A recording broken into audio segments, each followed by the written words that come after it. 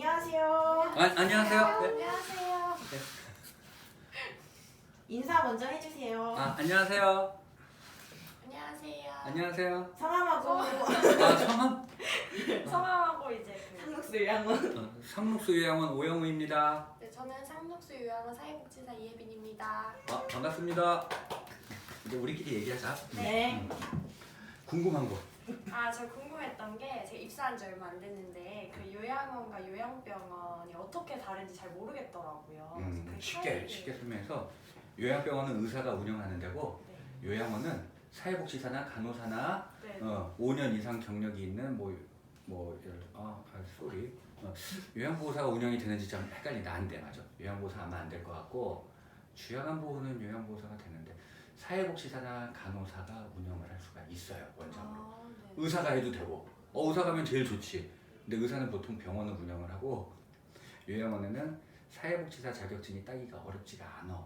한 1년만 바짝 공부하면 되니까는 사회복지사가 시설의 대표로 운영할 수 있으니까 복지시설이고 요양원은 복지시설, 병원은 의료기관. 그래서 의료적 처치를 하는 곳이 병원이고 이제 요양원하고 많이 비교하는 거는 이제 요양병원하고 요양원이 있다. 요양병원에는 보통 요양병원은 사이즈가 또 커. 뭐 동네에서 뭐 조금 간단하게 할 수 있는 사이즈가 아니야. 요양병원은 보통 어르신이 한 150명 정도, 직원은 90명 정도. 그 정도 돼야지 운영이 돼. 내가 10년 전에 알아봤을 때, 그러니까 한 2009년도, 2008년도, 2010년도 그때까지는 요양병원도 80베드라고 해. 어르신이 누워있는 분들 있잖아. 돌아다니실 수도 있지만은 어르신 이제 환자분의 숫자가 한 80명 정도만 돼도 운영을 할 수가 있다라고 했었는데 규모의 경제라는 게 있어. 슈퍼마켓도 작은 데는 막 장사하기 힘들고 큰 데는 장사 잘 되잖아. 네. 그런 것처럼 요양병원도 그러다가 한 120베드는 돼야지 운영이 가능하다 그러다가 요새는 한 150베드 대형화 추세.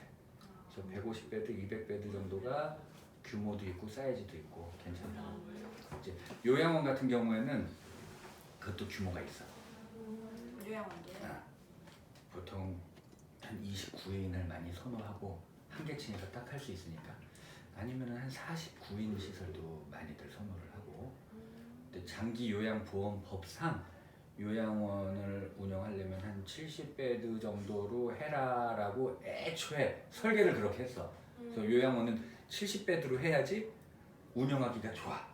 그래야지 사회복지사도 한 3명 정도 채용해서 운영하기도 좋고. 만약에 요양원이 29베드로 하려면은 사회복지사 1명, 작업치료사 간신히 1명, 간호사도 1명 이렇게 되는데 그럼 교대를 못해 근무를. 그래서 한 70베드 정도 되면은 이제 3교대로 운영하는데 무리가 없다. 오늘 49베드도 운영은 할 수 있는데 원장이나 이제 그 운영하는 사람이 훨씬 더 힘들어지지. 그래서 50베드가 넘어가면서부터 있는 인원들이 또 있어. 뭐냐면은 사무원하고 사무국장, 그리고 영양사, 그리고 시설 관리인. 50명이 넘으면 이제 선생님들이 확 많아지지. 그래서 서비스가 조금 더 잘 들어갈 수가 있다. 좀 궁금한 걸 물어. 그리고 요양병원이나 이런 병원 가면 이제 엘튜브라 해서 코를 통해서 식사하시는 분들이나 소변줄 달고 계시는 분들 있는데 그분들도 요양원에서 하실 수 있는 건지 입소가 가능한 건지 많이 계셔요. 이용 가능한데 이제 그 소변줄이라고 표현을 할게요. 많이들 그렇게 표현을 하니까 이것도 콧줄이라고 표현을 할게요. 예. 근데 그렇게 하신 분들이 요양원에 많이 오세요. 그게 장기화됐을 때. 이게 콧줄로 이제 식사를 하신 지가 얼마 안 됐을 때는 조금 요양병원에서 차도를 조금 더 길게 본 다음에 큰 차도가 없을 때 그냥 유지관리가 되고 있습니다. 큰 변화가 없는데 퇴원해도 좋겠습니다. 혹은 여기 병원에서 더 치료의 효과를 달성하기는 힘들고 지금 현상 유지가 최선입니다 하는 경우에는 요양원으로 오셔도 돼요. 그 교환할 때만 이제 병원에 모시고 가서 교환하고 다시 오셔도 되고 가정방문 간호가 있어요. 그 서비스를 이용하면은 요양원 내에서도 의사의 처방을 받아서 교체가 가능하죠. 그리고 그 병원에 가면 저희 간병인 분들 계시잖아요. 요양원에는 다른 요양보호사분들 그렇죠. 계시는데 달라. 완전히 두 분 달라. 차이가 어떻게 되는지 궁금해요. 간병인은 일단은 내가 환자를 간병할게요 라는 의사가 있고 기술이 있으면 그냥 하면 돼요. 나 애 돌본 적 많아서 기저귀 같은 것도 잘 좀 받아줄 수 있고 친절하게 할 수 있어야 하면 간병인 할 수 있고, 요양보호사는 교육을 받아야 돼요. 시험도 봐야 돼. 그래서 한글을 잘 읽어야 돼. 그래서 요양보호사는 아직까지는 다 한국인들이에요. 아직까지는. 네. 그리고 간병인은 이게 병원에서 이게 간병인을 구할 때 3교대로 안 구해요. 일반적으로 요양병원에서 구할 때 이제 월화수목금토 상주하실 여사님을 모십니다 이렇게 하면은 아무래도 그분들도 한국인일 수도 있겠지만은 이제 중국 분들이 아무래도 좀 많고 이제 상주를 해야 되니까는 집에 자주 안 가도 되시는 분들.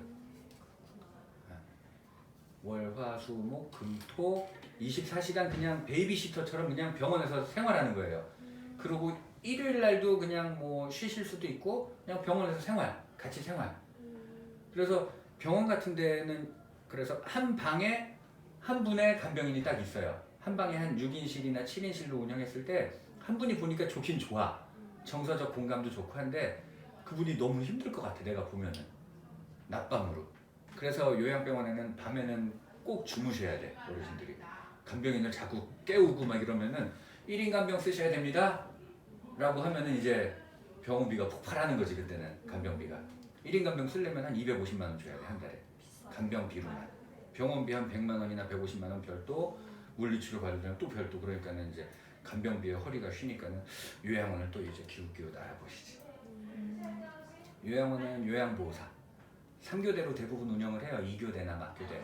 그리고 우리 원도 그렇지만 이제 동네에 계신 주민분들이 많아요. 그래서 나는 기본적으로 그래요. 그 간병 서비스든 요양 서비스든 서비스를 제공하는 사람이 조금 가정도 있고 가족의 안녕한 그런 상태에서 여기 즐거운 마음으로 출근해서 한 8시간, 9시간, 10시간 일하고 집에 얼른 들어가서 또 남편하고 즐겁게 같이 저녁도 먹고 그런 삶이 있는 분들이 같이 이렇게 일을 하면 좋을 것 같아요.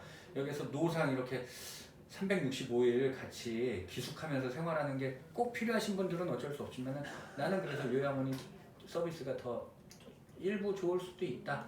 꼭 병원이 안 좋다고 얘기하는 건 아니고 훨씬 더 정서적으로 스테이블하게, 그리고 좀 선생님들이 조금 정서적으로 동네 사람이니까 어차피 어르신들도 다 동네 분이시거든요.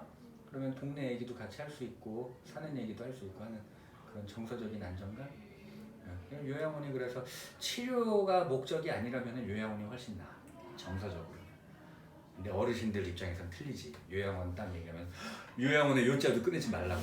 거기 죽으러 들어가는 거라고. 슬프지. 그리고 마지막으로 혹시 좋은 요양원을 구하는 팁이 있을까요? 요양병원은 의사가 좀 훌륭한 의사가 있어서 치료를 잘해주는 의사면 좋겠지만 요양원 같은 경우는 치료가 목적이라기보다는 생활공간이야. 생활공간. 여기에서 얼마를 있을지 모르겠지만은 까딱하면 그분이 돌아가실 때까지 있어야 되는 곳이에요. 여기는 그냥 집이라 생각하고 딱 들어갔을 때 좀 아늑하고 편안하고 내가 그냥 여기서 생활하는데 큰 불편함이 없겠다. 그리고 선생님들이 친절해야겠지. 말이 잘 통하고 내가 힘든 거 있으면은 야 저기 가서 나 빵 좀 먹고 싶은데 어떻게 하면 좋겠냐 하면은 그래도 빵이라도 사올 수 있는 그런 친절성, 그게 기본이고 생활 공간이니까. 그리고 사람들이 많이 얘기하는 것들이 있어. 몇 가지 항목이 있는데 일단 냄새 안 나야 된다. 청소를 자주 하면 냄새 안 나요. 아침 저녁으로 하루에 2번만 청소해도 냄새는 안 나니까는 기저귀도 자주 교체하고 화장실도 제때제때 가게 해드리면 냄새 안 나고. 그 냄새가 난 2가지가 있는 것 같아요. 하나는 쩔은 냄새. 쩔은 냄새가 나면 절대 안 되는 거고, 근데 가끔 구수한 냄새가 날 때가 있어.